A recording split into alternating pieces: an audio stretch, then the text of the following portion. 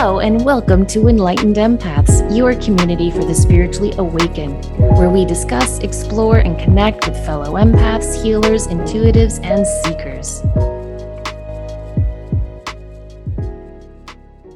Hello, empaths. Welcome to our show. We are so excited to share our Community Connections episode with you, where we get a chance to share your questions and stories. And we have some heavy emotional ones and some fun, uplifting ones and some great questions. Should we just dive right in? I think we should. And you're Okay. right. It's a really wide range this week. Yeah. So, the first one, I wanted to share what happened when my father passed away. I didn't have a relationship with my father in the last years of his life for various reasons, but I had forgiven him, but we had no contact. On this day, I was in the living room with my husband. All of a sudden, I felt my dad's energy shoot through me into the room. I knew that he had passed away in that moment, and I started to cry. My husband looked at me like, "What the heck?" And I said, "My dad just died." And then I could smell his pipe smoke. My husband couldn't. I didn't tell anybody in my family because it sounds crazy. And then you also question yourself. A couple of weeks later, I'm at Walmart at about 1 o'clock in the afternoon, and all of a sudden I see my dad. He looked frail. He was picking cans up off the shelf, examining them, and then placing them back on the shelf. And I thought to myself, I must have been mistaken. But there was something in me that I couldn't walk up to him. I felt disturbed and perplexed. So I go into a different part of the store and continue shopping. He seemed to keep showing up practically everywhere I went. Again, I can't stress that I knew I couldn't go up to him like I was an observer. And this felt confusing to me too. I was so confused that I just decided to check out and leave. At that point, I was glad I hadn't told my family, since here he was alive and well, so obviously I was wrong. 2 weeks later, my mom shows up at the front door to announce that they found my dad's body. I told her what I experienced 2 weeks prior. She knows how I am, and I've been this way since I was a child, but still, we didn't know any details as to how or when he passed. My father had a little piece of property, and he was kind of just homeless on that property. That's what he chose for himself. For years prior to this, he was completely disconnected from society.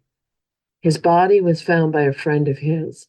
This friend would go and pick my dad up and take him to Walmart to get things that he needed. He hadn't heard from my dad in 4 weeks. He attempted calling him and ended up driving out to the property to check on him, and he found my father's body. And on the floor of the camper were all of his Walmart bags from the trip prior. He had died before he could even put away his items. After the autopsy, it was confirmed that he had been sitting there for 4 weeks, so I wasn't wrong. I have to admit this was heavy on me. I knew when he died, I said nothing, and there he sat. So I ask you, what are your thoughts on this? Did I slip into a different dimension? Was this a time slip? The fact that I was observing his last moments out in the world, and then that I knew I couldn't walk up to him and say anything to him, how did I know that? This is something I struggled with for a long time afterwards, but the story gets better. 8 months after he passed, I had the most incredible dream visitation. We were out of town at a concert, staying at an old hotel in St. Louis, and all of a sudden he was right there with all this golden light behind him. He looked to be about 30 years old, and he had the most incredible look of love in his eyes. He didn't speak a word, but I just knew. It was very instant. It literally took the breath out of me and shot me sitting straight up in bed, gasping for air. No one understands when I try to share the story. I know that this community will. Thank you for taking the time to read about my experience with my father's death. Well, thank you for sharing that, because I think when we have those kinds of visitations or experiences, we want validation. We want to know. And it's interesting that towards the end of this, the person brought up that there was such a look of love, because I was thinking as I was reading it that love is the eternal connection, and I don't think she let her father down. I think she was just replaying that to give her information, so that when they found, maybe, I mean, this is surmising, when they found his body, that she would have a context. I think this is such a beautiful example of the survival of love. I Yes. understand why she feels guilty, because she wasn't trusting what she felt in that moment when she knew her father had passed. But that was him reaching out to her. I think that when our soul is transitioning, parts of our soul, parts of our light go to all the people we loved. I experienced that when my mother-in-law died.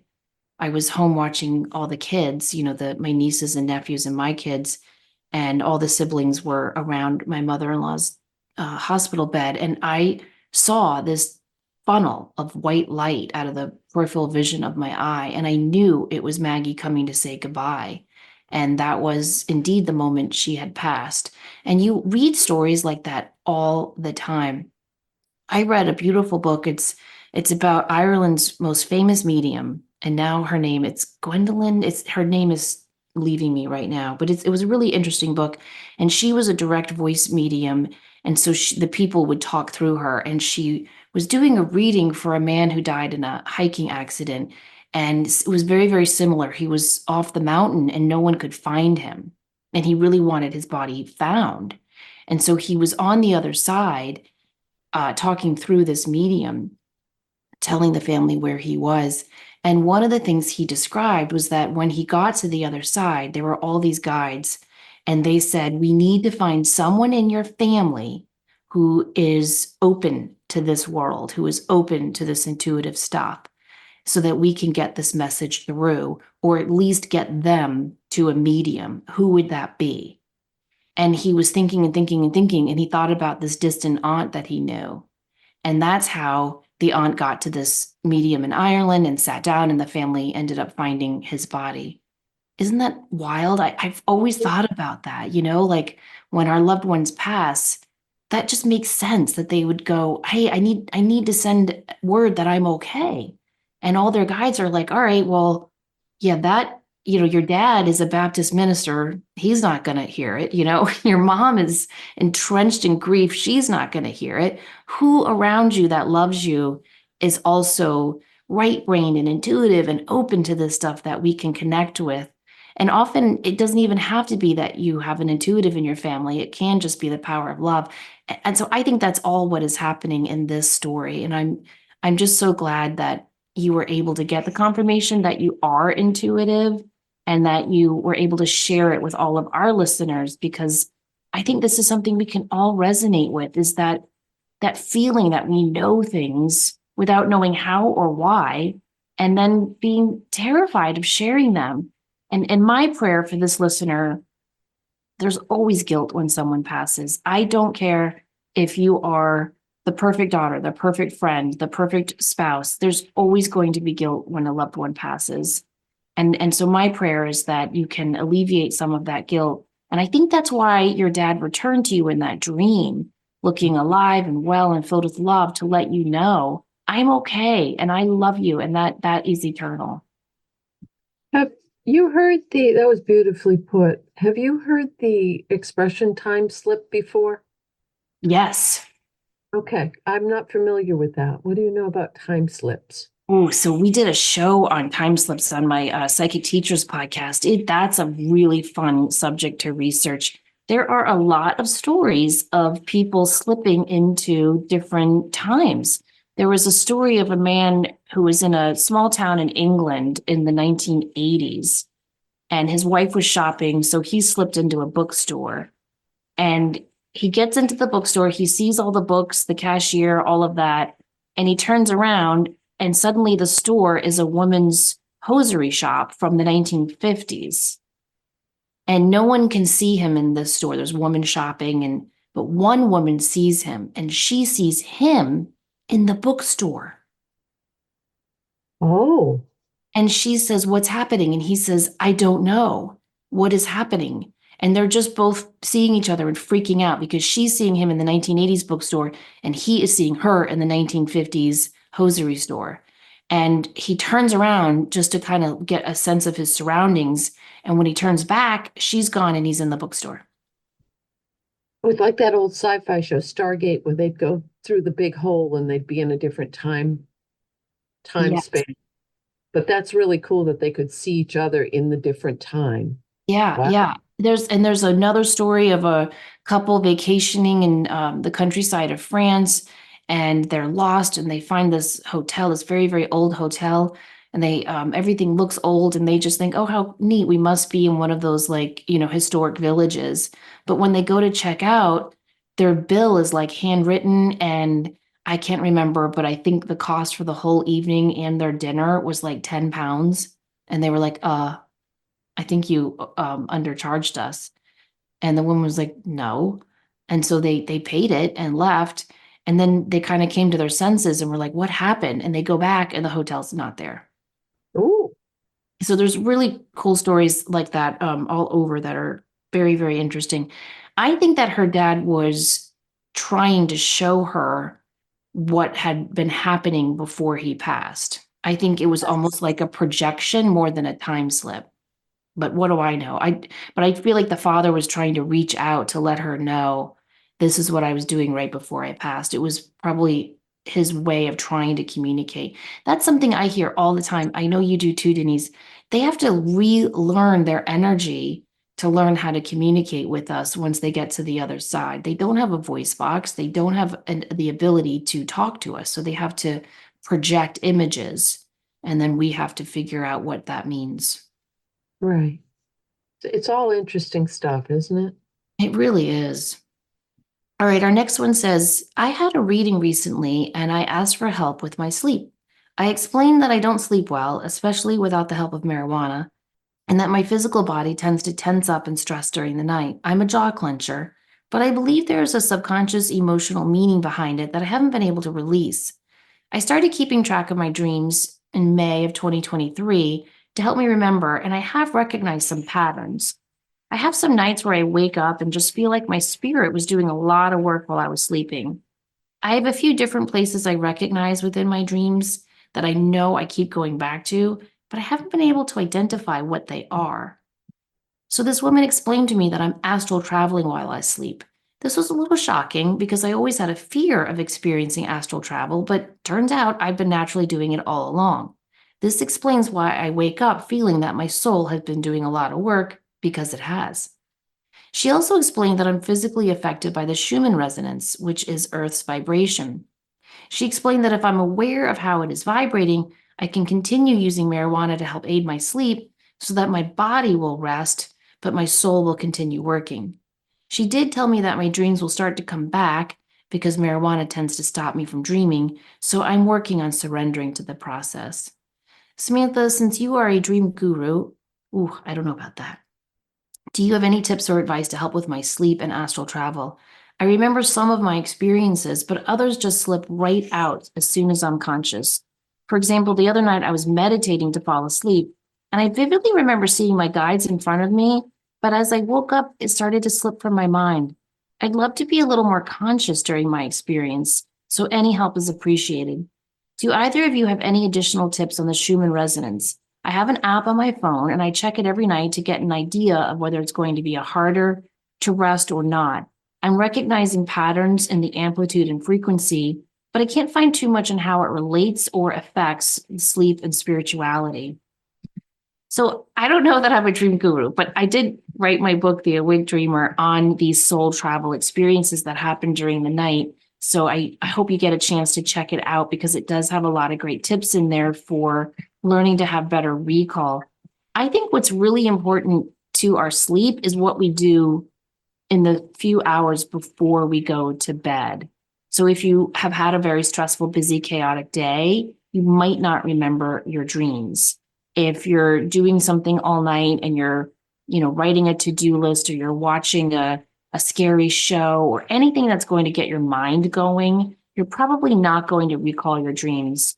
So if you do want to work on better dream recall, make sure to do something really relaxing before you go to sleep. Take a hot shower or a bubble bath, do some light meditation, read something uplifting, anything that calms your mind. Also, praying into your night is so important. I know a lot of us will pray when we wake up, but I think it's just as important to pray before you go to sleep. So ask for a peaceful sleep, ask to remember your dreams. You can use certain crystals, amethyst, unakite, howlite, lapis. are all fantastic, but you can use any crystal that you're drawn to. If you have crystals in your house, you can ask which one of you wants to be my dream buddy. And you can hold that crystal as you're falling asleep, tuck it in the pillowcase under your pillow.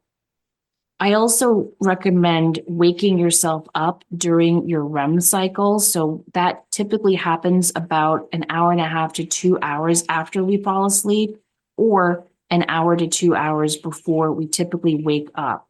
So if you naturally wake up around 7 in the morning, try once a week setting your alarm for 5 or 5:30, and then let yourself fall back asleep. Don't get up and go to the bathroom or anything. Don't fully wake up, just wake up enough to turn that alarm off and then allow yourself to drift back to sleep. When you wake up naturally an hour or two later, don't move your body. Don't move. Just sit there. Don't try to remember your dreams either, because you know what you're reaching for is going to fall away like gossamer wings. Just allow it to settle back over your consciousness. And the more you do those things, especially recording your dreams like you've been doing, you are going to start recalling your dreams a lot better. It just takes time. You're retraining your subconscious in a new way. Denise, we did a show on the Schumann resonance. Do you want to talk about that? We did, and I think I don't remember anything about the sleep and spirituality either, but the more that I've read about it and the more I've listened to people speak about it, yes, it has a universal impact for all of us on a global level, but I think maybe I'm just making this up. I don't know. It seems like it impacts the individual uniquely. So there may be commonalities, but often it may impact you differently than it impacts me, just based on what our energetic thumbprint is. I know that when it's active, it tends to cause, or it can cause strange, weird dreams. Right, Or it can cause sleep disturbances. And when it's calmer, we tend to have more restful sleep and better dream recall. right. That's true. Yeah, we Yeah. did talk about that. And I And have heard that sleeping with the grounding mat helps that a lot. I I have, used one of those for years. I loved it. yeah, you did? Did you feel it helped your sleep? It did. It really did. And I met this woman at a conference that I was at. I was exhausted. I never sleep well in hotel rooms. And she came back and she was all fresh. She said, "Well, you need a grounding sheet or a grounding mat." And I said, "Why?" And she said, "Because it's going to help you sleep better. It's going to relax your body." So I got one. You can and try an inexpensive one if you're going to try it to see if it even works. And it really did make a difference. But it's worth a try, and they're very affordable because it works the same as going outside and grounding on the bare earth, is that it aligns with your body the same way and helps you um, relax more. I need to order one. I really do. My friend is kind of new to all of this, but her husband is super skeptical. And she listened to a podcast on grounding mats and went ahead and bought one and didn't tell him. And she got the big one that goes, so she's got like her mattress cover, and then she put the grounding sheet mat cover thing, and then the sheets over that, the fitted sheet, and then all of that, and it plugged it in. But he didn't know because it was hidden. Mm-hmm. For like a week, he's waking up next to her going, God, I've had the best sleep of my life. And she's just like quietly documenting all of this. And at the end of the week, she like pulls off the fitted sheet and she's like, this is why you're sleeping better. And he was like, yeah. So Yeah. yeah, I try that. I mean, it may help. I think when we can try something that isn't over the top expensive, that is easy enough to implement, and we can give it a shot, and if it improves our quality of life or our sleep patterns or our dream life, then it's a win-win. I agree. So our next one goes in a bit of a different direction. I was wondering if you could shed some light on the witch wound. I've been naturally drawn to communing with nature, offering gifts and food to earth and its creatures, both seen and unseen. An animal lover my whole life. At a few of my past readings, they have called out my past lives and the lives of my ancestors as being witches, not in the Hollywood way. gypsies, druids, and suffering for their beliefs. I do feel drawn to study, but at the same time feel afraid to both speak and act on it. I feel like speaking of angels, guides, and spirits is woo-woo, but not scary. Is there any difference between the witch world and the angel world? Assuming, of course, both are searching for the highest good and light for all. If there is a wound, how do you heal?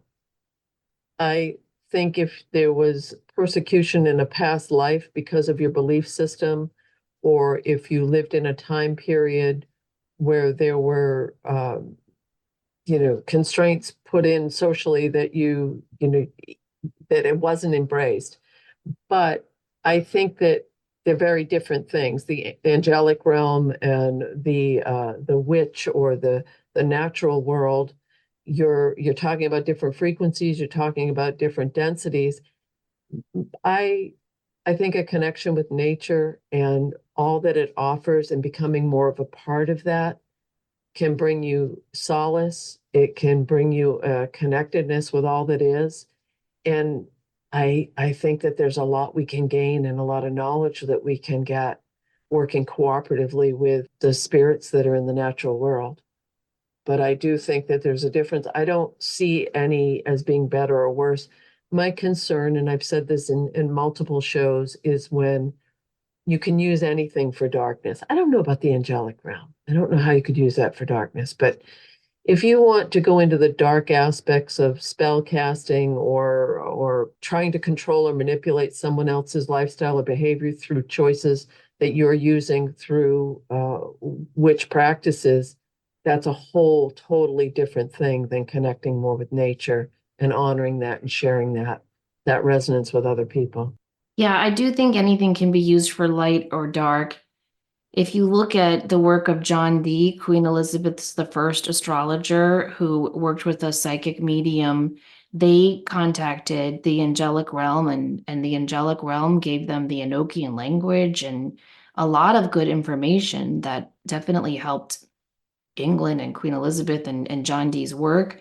But those angels ended up being weird, Denise. Like they told John Dee and the psychic medium, I think his name was John Kelly, that they needed to swap wives and do weird stuff. So I think that there can be forces that, represent things that are positive. So anything can be used for good or not good. It all comes back to what your intent is. It reminds me of what that priest told me when I quote unquote confessed that I was studying tarot and crystals and working on mediumship. And he said, "Do you keep God at the center of all you do?" And so I think if you keep the divine, the light at the center of all you do, you will be fine. If there is a past life connection where you were persecuted, ostracized, or harmed terribly for being a witch, I think that working on cord cutting exercises can be really, really good for that. And that would be a few different ones. Like you could cut the cord to that painful past life. You could also cut the cord to those beliefs that may still be in your cellular memory that witches are bad and aren't doing anything good and all of that, so that you can reclaim all the positive things you have done in past lives that it sounds like are connected to nature magic and working with animals and healing. I think also, like you were saying, Denise, a past life regression is incredibly helpful because just recalling the memory has been proven to heal it. I think overall, what this listener needs is to come to terms with what's at the heart of the fear here. What are you really afraid of about this woo-woo world? Where are your boundaries? Where is your personal empowerment? What is your motivation for awakening your empathy and your intuition and working with angels and guides and animals and nature?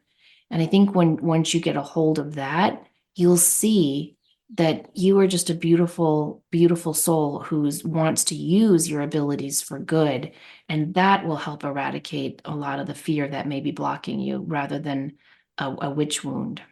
I have to jump back to the other one just for a second with the comment you made about the angels saying you need to swap wives and stuff. It sounds like somebody's ego might have snuck in under the door there. Well, It if you doesn't sound like that was coming from, maybe it was, maybe it wasn't, but I don't know. That sounds a little more human than angelic. I think that psychic John, and I might be having, I know it's Kelly. I think it's John Kelly. He was definitely a gifted psychic, but he also was, let's just say he needed some healing himself. So I Well, always that's wondered nice for that him. too. Was he like, Angel Gabriel is saying that your wife and I. Exactly. Um, anyway, but I love the way you Kelly. I think described it's it Ed with the Kelly. witchy stuff. Yeah. And I respect greatly someone that does believe in practices of being a witch. There's some wonderful, kind, incredible people. And you articulated it beautifully that we can use anything for good or we can use it for to be self-serving. Yes, exactly. And that's why if we keep that focus on our motivation and we realize that our motivation for studying and practicing this work is positive, we will always be led in the right path. And does it bring you joy? Do you enjoy it? Do you look forward to doing the work? If you're a solitary witch and you just love, love, love making that connection and maybe start there and then expand to telling other people what's going on. But if it brings you peace or solace or a sense of self or a sense of going home, then it's a good reason to follow those practices. Yeah, I agree. All right, our next one says, I listened to Molly McCord's intuitive astrology podcast in June, and she recommended an exercise before going to sleep, where she said you close your eyes and envision two hemispheres of your brain. And you ask yourself, what colors do you see? The colors are supposed to represent the chakras that are using up your energy. And then you imagine a gold and a silver shower of light washing away and clearing that energy. I did this, or attempted to do it, just before napping. I have difficulty closing my eyes and envisioning anything, and am better able to do it when someone else is talking me through it. I saw orange and believed my sacral chakra may be blocked, so I tried the exercise to see if it would help. While I was asleep, I remember dreaming about an unfamiliar house. There was a woman who I believed owned the house, and a man who wanted to stay overnight because he had no other place to stay. There were others there, but they didn't seem important. She allowed him to stay in one room for the night. While he was in that room, he demolished it, looking for some old text that he had hidden when he lived there. He escaped, but returned or was found and brought back. He was kept in a room until he could be dealt with. In the dream, I went to him. I can't remember if I was prompted or why I did, but I knew he could help me. I either had a powder in my possession that he asked for, or he had it already. He told me to close my eyes and breathe in deeply as he blew the powder in my face. At first, I was inhaling slowly, but I took in a fast, deep breath towards the end, as if I understood that is what he meant for me to do without him saying it. He then told me to exhale. He then told me to exhale. I started slowly exhaling, and he took in my breath. Again, without prompting, I forced my breath outward as if I understood this is what I was supposed to do, and he quickly drew in the rest. I don't remember any more of the dream, and I'm not quite sure what to make of it. I saw his face more clearly than anyone else's in the dream, as if it was really happening, but I was watching it happen and experiencing it simultaneously. Okay, as an aside, that's a sign of a lucid dream when you are both the participant and the observer. And so I think that makes the dream more significant. He was a fair complected man with gray hair and some wrinkles on his face, neck, and hands. I don't typically remember details or see people clearly in my dreams, especially if I don't know them. Lately, my dreams are becoming more vivid. A few weeks ago, I was researching dream raves in human design. I stumbled upon a PDF written by a founder of human design explaining the different energy types. He made some statements that didn't sit well with me, and it triggered an emotional reaction. After sitting with my thoughts and feelings for half a day, I processed it differently. Yes, we are in a matrix, but we have the ability to exercise and strengthen our free will. I had the urge to look him up. When I saw his picture, I believe him to be the man in my dream. I have also since had a dream where I had a woman riding as passenger in my car, telling me that I'm supposed to be an astrologer, and she said it a few times very clearly. I remember nothing else of that dream. I've only just begun the process of learning astrology in the past year, and I'm 47. I believe these dreams are my guides telling me to stay on my current paths towards learning astrology and human design. What do you think? Well, I find it interesting that you were studying human design and the one of the founders that you were reading about, you were interested in what he had to say, and yet a lot of it didn't sit well with you. And then it was the man in the dream, because I don't know about you, Denise, but when she was describing this man, I was like, huh, he's helping her with this powder. It's doing something, it's clearing her energy, but he's also like in this house and he's taking ancient stuff that doesn't belong to him and he's going to be dealt with. And then when he was breathing in what she was exhaling, that felt like an energy vampire. So to me, this is her subconscious mind's way of communicating to her through symbols to say, yes, you're on the right path, but yes, you still need to use your inner compass, your discernment, so that you can really navigate your own way towards studying and reconciling the teachings of human design and astrology. So I would agree with the dream with the woman in the car. Cars and dreams often represent our vehicle, like our body and our soul is our vehicle. And so car dreams are often about needing to move forward and focusing on the path that we're on. Is it the right path? Do we need a different road? And so I think that, yes, you are supposed to continue studying astrology and human design, but the thing with the man makes me feel as though you're being cautioned to be discerning about everything that you're learning. Don't just take everything you're learning as fact. What do And you think? everything that you said, and then I love that this person is honoring that something doesn't feel right. Yeah. Because I think in any of these practices, anything that you're going to explore or learn or delve into, if it doesn't resonate with you, there's a reason for that.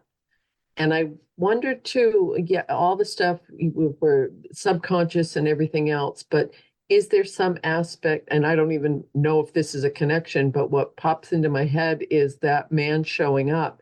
Is there someone in her life who is maybe casting a shadow on her doing this work or holding her back a bit or showing some doubt because it feels like there's a deep hesitancy of stepping into this work based on this relationship with the man in the dream and the work. I don't know, Hmm. but it just feels like is a kind of a messenger person coming in the dream to help her look at some other stuff. But I do agree that learning the astrology and the human design feels like a really good fit.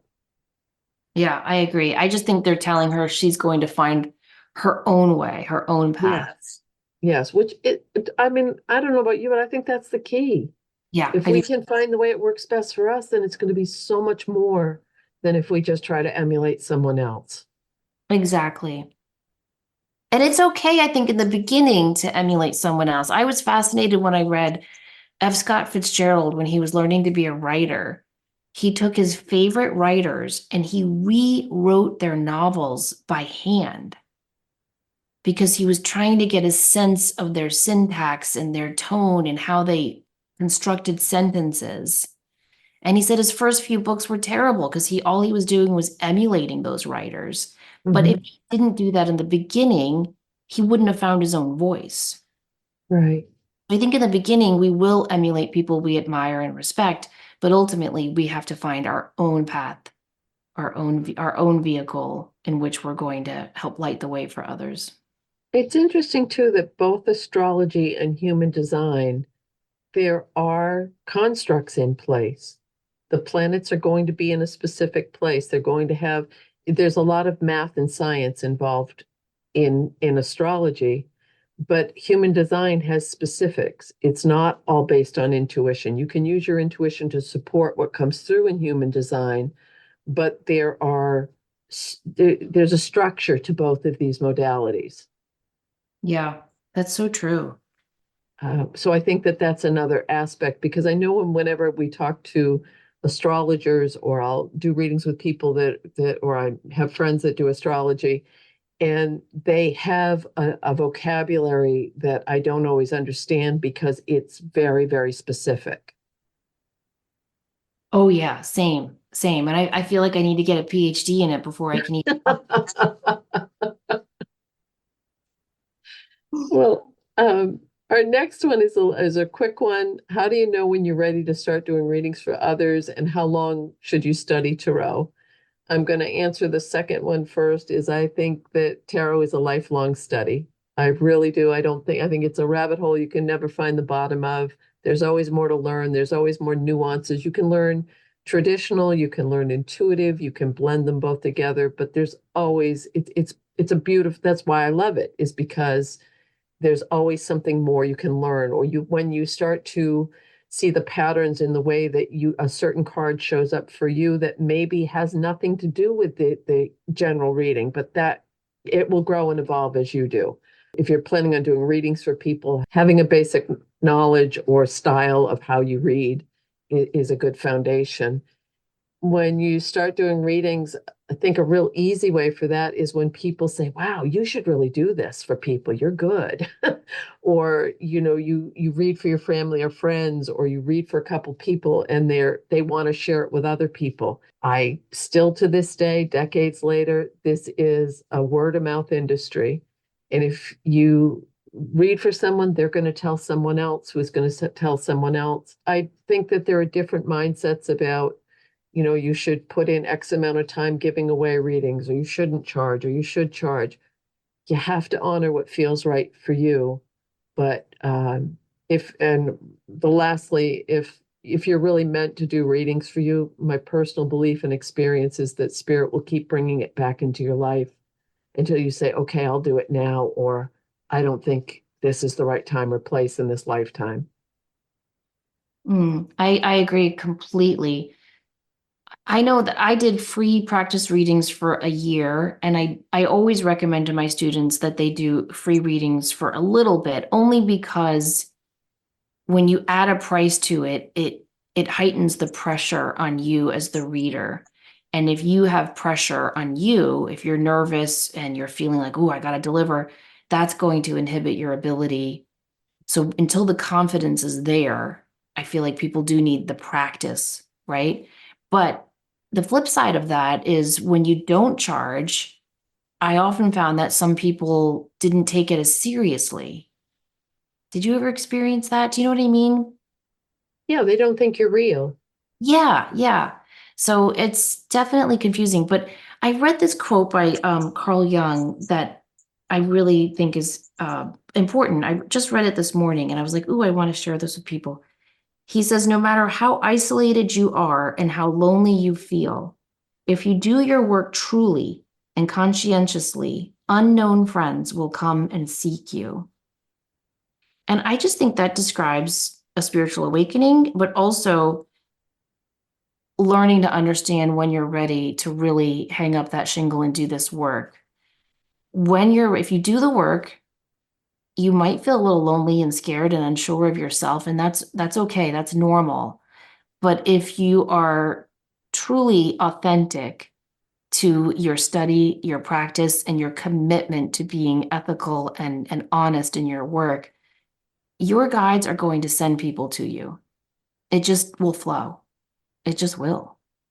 And if you Right. start doing this work and no one's coming, that just means you need a little bit more practice. And that's okay too. But I really think that when people are ready, the clients just appear. Right. And also it may mean stepping out of your comfort zone a little bit and letting people know that you're ready to do readings. Because I know many Yeah. very, very talented intuitives who are really struggling with taking that step out, being more seen, being vulnerable. It's scary. Yeah. It really is scary. But it's also what I think many of us came here to do. And what's that quote? If it doesn't scare you, if it scares you and excites you at the same time, that's your path. Hmm. And I think there's a lot of truth to that. Getting connected with like-minded community is really important too. Find your local metaphysical store, go to a unity church, sign up for classes. find people who are on this path too, and that's going to really help you get started as well.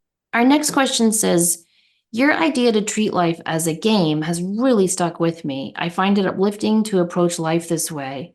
However, I wanted to ask you how you dealt with it whenever it doesn't work. When it doesn't work out, how do you not get discouraged and thus compromise the integrity of the next time you try? As I'm assuming energy and hope you bring to it may also play a factor. Simply put, how do you maintain hope after something doesn't work out in terms of the treat life as a game practice? I think that's a great question. One thing that I've learned in all my study and practice of being a co-creator and a manifester of things that I want to bring into my life is that the universe is going to test you. And so when you start to treat life as a game and play with it and have fun with it and just say, you know what, today I want A, B, and C to happen, most of the time it's going to happen, but there are going to be times when it doesn't happen. Usually that's the universe testing you, like, hey, do you really believe in this? Do you really want to be a conscious co-creator of your life? And so I feel like when those situations happen, you have to surrender to the blockage and just say, okay, that one didn't work out, but the next one will. It's like Thomas Edison said, I didn't fail 99 times. I found 99 ways to not do it. So he never looked at it as a failure. So I think the perspective and the attitude we bring to it is crucial. But also, I always remind myself my energy is one of billions of energy in this planet that I'm interacting and bumping up against. And so for me to think that every single time I'm going to manifest for myself, it's going to echo back to me is negating all the other energies in the world that are trying to manifest certain things for themselves in the world as well. And so it goes back to that statement I always say, the strongest energy wins. And so if you're trying to manifest something or just play with a micro manifesting thing that you want to see come to fruition, but maybe you don't really believe it's going to happen. Maybe you're a little worried that it actually will work. Maybe you put it out there and then 3 hours later you forget that you even asked for that little bit of magic in your day. That's not a very strong energy. And so someone else's stronger energy might trump that. And that's okay. Then we have another day to try it again. So to me, I try to treat all of it as a game. And I look at when my energy is strong, when my energy is not as strong, and I try to go back to the drawing board and look at ways that I can strengthen my energy, my resolve, and my belief in this idea that I am a conscious co-creator with the world. And I work on revamping and upping my vibrations. I might do a chakra cleanse. I always journal and I think, did I really even want that? Was that important to me? Or was I just trying to prove something to myself? Do you ever do that, Denise, where you're just trying to, or sometimes I'm trying to prove it to other people. I'm always trying to convince people that they're so much more powerful than they think they are. And I'm trying to show them so passionately and excitedly that we are conscious co-creators. And when I do that, it's not good. That's not my job. My job is to worry about me, not other people. And so when I'm trying to, like, I just did this the other day with a friend. I was like, ooh, look, I always manifest this one spot right up front at Target. I don't know what it is, Denise. I only go to Target like once a month because it's across town for me. But every time I'm by myself or with my kids, this one spot right up front is waiting for me. And my kids make a joke about it. They're like, we should get a Plex, Samantha spot. So I'm telling my friend all of this, and I'm so excited, kind of in a cocky way to show her that this micro manifesting works. And the spot was taken. It was, I don't think it was that it wasn't working. I think that the universe was telling me, like, calm down, like this is for you. You don't have to now encourage everyone else to get on board. Everyone has their own path. So those are the different ways that I tackle it when treating life as a game doesn't work for me. And it can be sometimes that spirit has your back and is just saying there's something better coming along, or if this had manifested the way that you wanted it to, it would have blocked off something different coming into your life that will help you become something more that you haven't even imagined yet. Oh yeah, totally true. Totally true. We never know what is waiting for us in our path. We think we know best, but oftentimes we don't. And so a lot of trust comes into that. Right. And my new thing lately is I keep reminding myself, be curious. Yeah. Just really be curious about life, about things, about pay more attention, be in the moment, all of those things. And it shifts things. It shifts the game.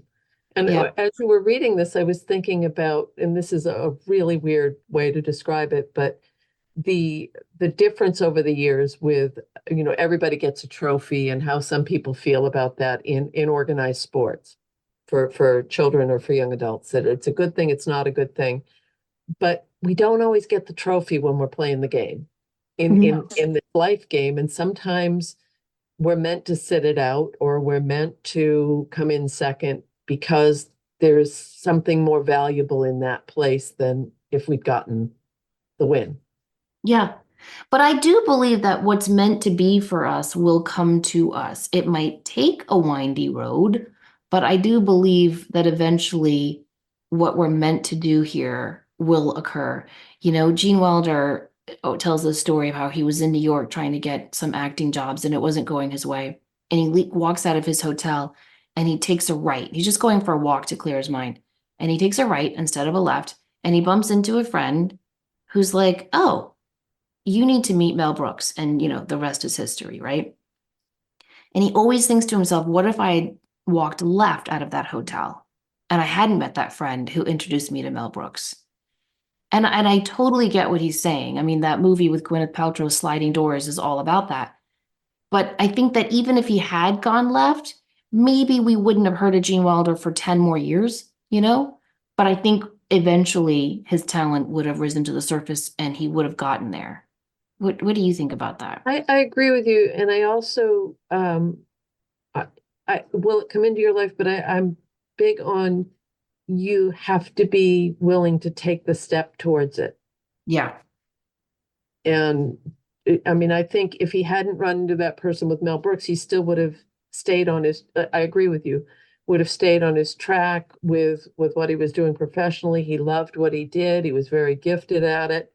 So I think, and we see this a lot with people who have put something off that they really want in their lives. I want to fill in the blank. And then they get to a point where they decide that they're too old or not capable or don't have the piece of paper, or what's the point now, even though spirit is still continuing to bring it back into their lives and saying this is still an option for you if you still want it. Right. Exactly. We just have to be persistent. That's another one of my favorite quotes. It's the woman who wrote The Pilot's Wife. What is her name? Oh, it's gonna escape me. But she said the only difference between a published writer and an unpublished writer is the published writer never gave up. Oh, that's and you're living proof of that. Yeah, yeah. Never give up on your dreams. We have another quick one. It says, what can you do when someone else's energy affects you? How do you not take it on as your own? Well, is this before or after you mutter like paint peeling expletives under your breath? Because we have to keep that into perspective. Um, I think Pat answered, but it's a work in progress. It depends on, I always go back to, when something impacts me more, what is my relationship with this person? Why am I taking it so seriously? Am I over hungry? Am I thirsty? Do I need a nap? I mean, all of those things that can impact. Someone might say something one day and it just goes by, and the next day it's like they've punched you right in the heart. So I do think there, for me, maybe it's different for other people. There are ebbs and flows to what hits me personally, but the more of a relationship I have with someone, the more impact it has. That's so true. But I had this experience. I wanted to ask you about it. It happened just last weekend. My daughter was home from college. So she came to my yoga class and I told her about this and she just rolled her eyes. So we're doing this balancing pose in the yoga class. And I'm actually pretty good at balancing and I'm trying to get better. So what I'm trying to do now when I balance is not stare at a fixed point. I'm trying to get to the point where I hold the position on one leg and I can look around, which is really hard, but I'm trying. And so I'm holding this balance posture that I do all the time, and it's not a big deal for me anymore. And I turn around, and there's a woman in class glaring at me. And Denise, I fell. And I don't mean like, oh, like my leg came down. I mean, I fell hard on the ground. And Mhm. I've done that before. And after class, I said to Olivia, I'm like, I think she was sending me like bad energy. And that's when she rolled her eyes and she was like, Mom, not everything is metaphysical. And I was like, all right. But I felt it so strongly. Like, I think that energy affected me. What do you think? Oh, I think definitely. I mean, why? And we've had this conversation, and I've talked to a lot of yoga teachers, people who own yoga studios. There, a lot of people go for the reason that you go, for health, for wellness, for sense of self, for balance, for stability, for strength. And a lot of people go because they want to look good in a yoga class. And maybe she was just jealous that you were able to hold that position. I Maybe, don't know. no, no. I But don't, the fact that it tipped you over I mean, yeah, was, and for any yogis, it was tree pose with eagle arms. So that's not a very hard balancing posture. It's a pretty standard one. And the fact that I fell down, like normally if you're in tree pose, your foot would just come down and you'd right. yourself. So it was just Yes. really weird. And I thought, uh-oh, I need to like up my, because normally I'll just visualize like golden light around myself in the morning. But I was, Hmm. the energy's so funky. And we're in September with double eclipses. So whew, I'm like, I need to do like my little tornado, that spiral of energy around me more. I do find that that helps. If I'm going to be in a position where I need to protect myself, I do like to wear a crystal that I have specifically asked to protect me. Ironically, it's a clear quartz, which I don't recommend as a crystal for protection. But when I meditated with this stone, that's what I got, that it was here to protect my energy. And so every time I wear it, I say, I wear this, I ask that angels surround this charm. So when I wear it, I come to no harm. And I don't wear jewelry when I'm in yoga. So, I don't know. That crystal couldn't help me there. How do you not take the energy on as your own? I think that's similar to your answer to the how long do you study Tarot question. I think that's a lifelong process of learning how not to take on other people's energies as your own. I think that comes with setting personal, physical, spiritual, and emotional boundaries. Reading the Four Agreements has really helped me with that. Brene Brown's work also helps me with that. But one of the Four Agreements in Don Miguel Ruiz's book is it's not about you. Hmm.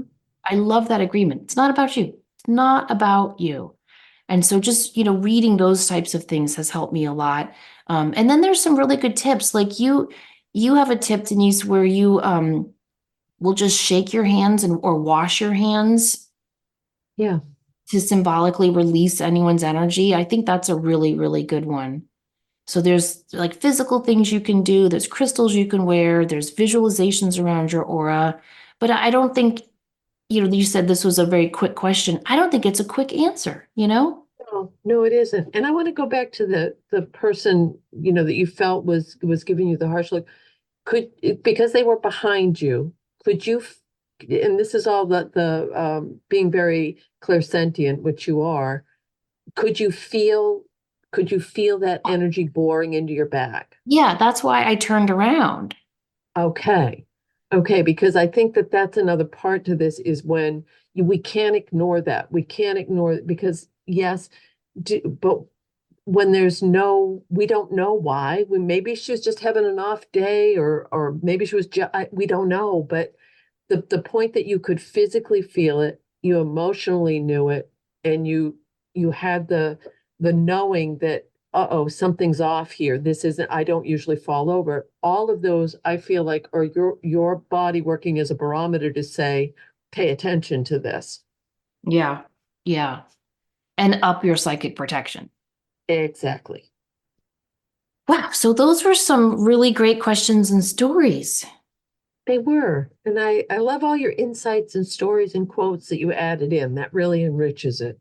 Oh, well, thank you. I always love your answers as well because they're just very thoughtful and gentle and filled with knowledge too. So I hope that we bring our different perspectives to help people get some further insight into their questions and some validation for their stories. If you want to share a story or a question, remember you can email us enlightenedempaths@gmail.com. You can also find us on Facebook. Just search Enlightened Empaths. Don't forget that I'm offering a lot of great pre-order specials. If you pre-order my new book coming out in October, Heavenly Alliance, you'll get a free workshop, my Meet Your Spirit Guide meditation, and you'll be entered into a drawing to win a free email reading with me. All you have to do is email me your proof of purchase, so just a picture of your receipt, or you can forward your receipt to me or scan it in, Samantha@samanthafay.com, and you'll get all of that information. You can find more information about us at our websites. Denise's is thegratefulmessenger.com and mine is samanthafay.com. We wish you guys a beautiful, happy, peaceful week. Please remember to show up, do great work, and share your light. Thank you.